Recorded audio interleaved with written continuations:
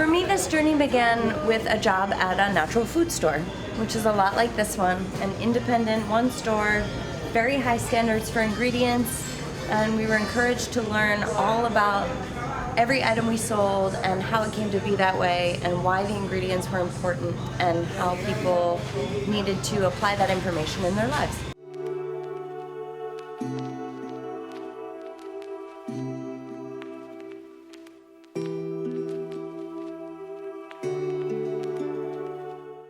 We came here today because here in Puerto Rico, the closest we have to what people are accustomed to seeing as a natural food store, like a Whole Foods type of thing, and Whole Foods is terrible, but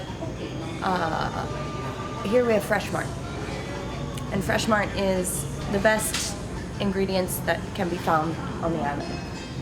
And there's organic produce. I'm happy to see the selection of local produce, but even finding truly certified organic produce here in the best natural food store we have can be challenging.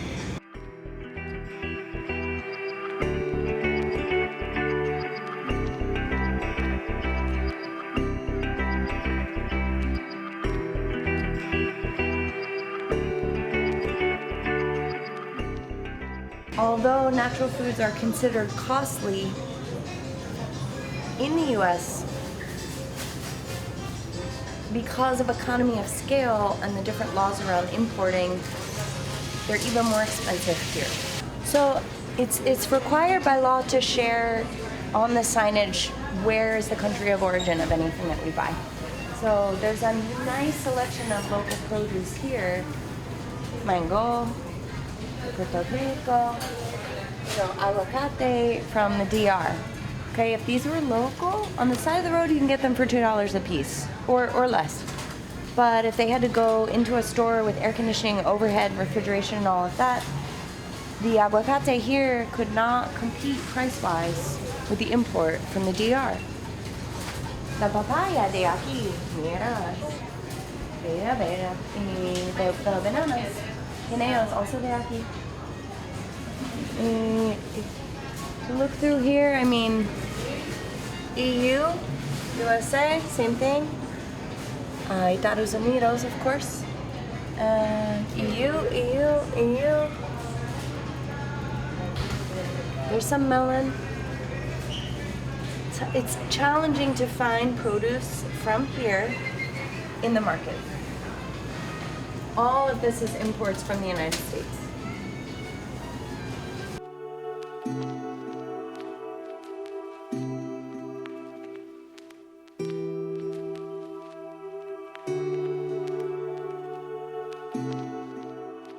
So for the best that we have, and this store is wonderful, it's still an example of how there's this homogeneous world of natural food sales where the real food of Puerto Rico is best represented at the mercado, at the farmer's market.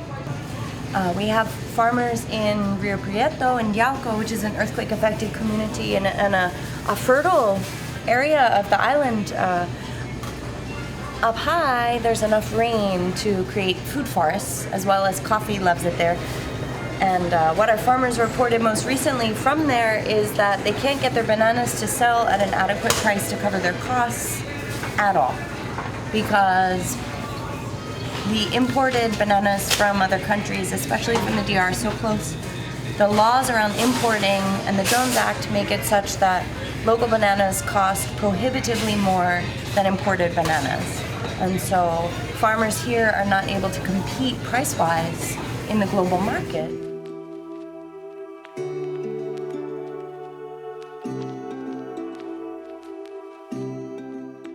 I can speak to the Jones Act a little. The Jones Act is a law from the 20s, I believe the 1920s, that states that any product coming into or leaving the island must go on an American ship, an American-made ship. And this adds, someone else would know better than I, but it adds a certain percentage to the cost of importing and exporting goods, shipping them to and from the island, this requirement.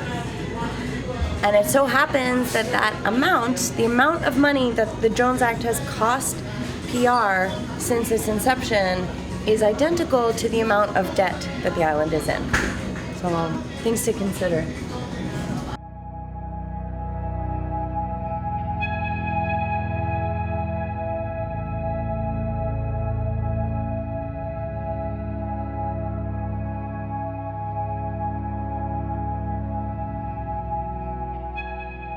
Shoppers are familiar with gluten-free breads and grain products, right? You can see that here they're just almost always $1 to $2 more expensive than they would be on the shelf in a grocery store in the States. I saw some beautiful yapilla from here. You'll see Costa Rica, República Dominicana, Estados Unidos, as well as national brands that are more expensive on the shelf here because they are shipped from the US here. So Fresh Mart is making an additional effort to bring in local produce now. Curcuma, Puerto Rico. I'd be curious to know what finca. And then with all that said, organic certification is another ball of wax altogether. Farmers in the U.S. can't even afford a proper organic certification in a lot of cases. The organic cert is getting watered down because it's so expensive to achieve. And certainly our farmers here are trying to install water systems and solar panels and get structures rebuilt and deal with getting crops replanted and replanting trees after Maria, and organic certification is just not practical. So it's crucial, as always, to know the farmer. And it just so happens that the challenges are more so here, even though this is one of the most fertile pieces of land that we could possibly ask for to grow food. So while we love this store, everyone I know who loves to eat well and loves food and clean environment loves Fresh Mart. However, it's not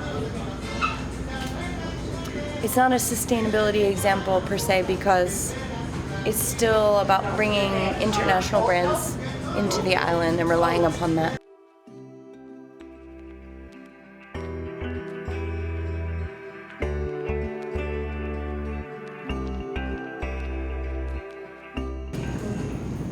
I mean, we're happy what we can find here, what we can get. You know, we talked earlier about the juxtaposition of having an island that's so powerful in food forestry, where most people have, you know, plátano, guineo, papaya, aguacate in their backyard. Acerola is a very specialty crop, and it's just so common to grow food.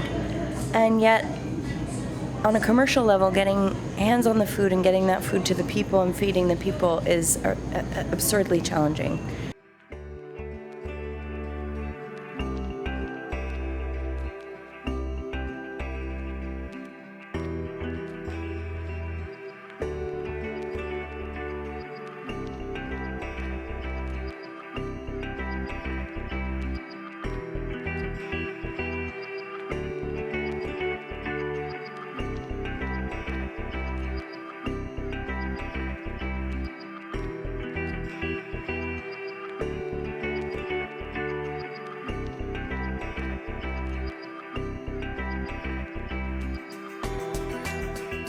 I am a part of this collective organization called El Departamento de la Comida, and I'm sure that this also, you know, to a certain extent, is something that you're probably dealing with Land and Heart.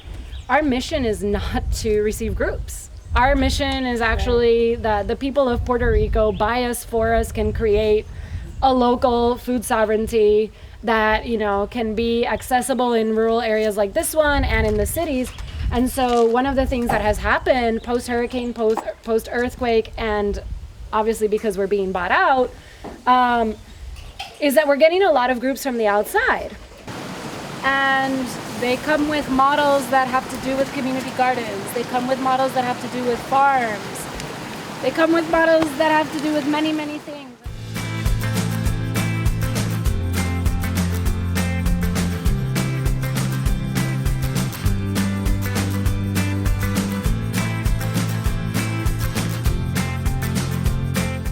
This garden is the Jardín Ecológico de San Salvador.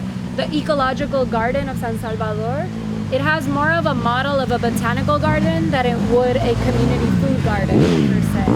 And specifically, it has the idea of celebrating and honoring the plants, the flora and fauna of our ancestors.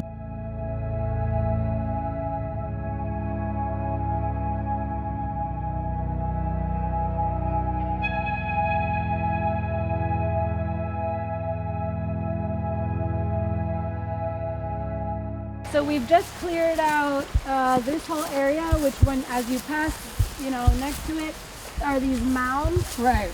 They finished harvesting sweet potato, pepper, cilantro, all the ingredients for sofrito. Oh, good. About 2 weeks ago.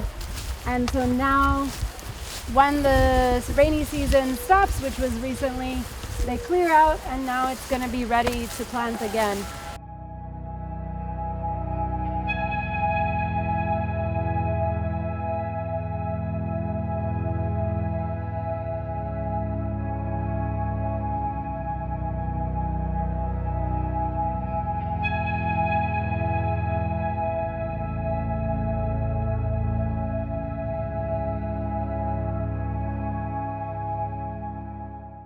Post-hurricane comes the idea of starting a tool lending library, but not only a tool lending library, starting a tool lending library right next to a seed library, right next to an educational materials library.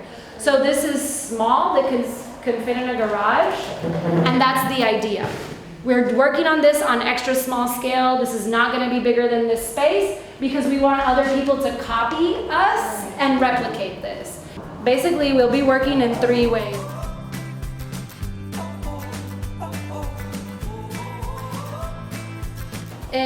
So the in-house product line is pretty much with different crops from different neighbors that we'll just be collecting and making products from. The second one is sometimes people make like a jam, or they'll make some kind of a product. They sell it at farmers markets, but they actually don't work from a legit kitchen, and they're not licensed. And so we will be helping them in kind of getting a little bit, stay artisanal, but move to the next step. And that goes in 2 ways. One, I have a jam lady who's like, I don't want a brand, I just want to make jams, I have a licensed kitchen, do what you need to do, I just want to sell more of them. So we'll do kind of like use our brand, use our label, and do like a private label situation to be able to increase her sales and distribute it as a collaborative between whoever's making it and then, our line.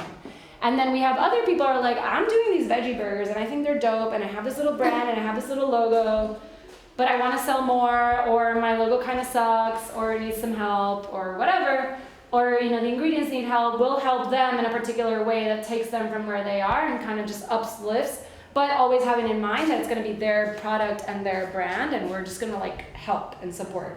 And there's a whole bunch of mixture in between. Because the idea is that as an alternative agency, we're a very tailored, every farm in Puerto Rico is different, and I'm not in any way an expert on anything that you probably are already doing. But we can be a soundboard, we're really good at graphics, we're really good at a lot of shit that farmers don't necessarily have the time, energy, nor money to pay somebody to do. Right.